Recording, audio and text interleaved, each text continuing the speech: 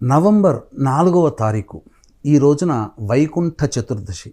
ఈ రోజునే విష్ణు భగవాని యొక్క భక్తి తత్పరతకి మెచ్చి సాక్షాత్తు ఆ కాశీ విశ్వేశ్వరుడే అజేయమైనటువంటి సుదర్శన చక్రాన్ని మణికర్ణికా ఘాట్లో అందజేయడం జరిగింది. కాబట్టి ఈ రోజున అవకాశం ఉంటే కాశీ క్షేత్రంలో మణికర్ణికా ఘాట్లో స్నానం ఆచరించడం, లేదా ఏదైనా నదులలో స్నానం ఆచరించడం, లేదా ఆ ఏదైనా నది నీటిని బకెట్లో వేసి స్నానం ఆచరించడం చేయాలి. ఈ రోజున విశేషముగా అన్నదానము చేసినటువంటి వాళ్ళకి సకల సంపదలు చేకూరుతాయి. ఈ రోజున ప్రధానముగా చేయబడినటువంటి దానం ఏంటయ్యా అంటే నువ్వుల దానము, నల్ల నువ్వుల దానము చెయ్యాలి.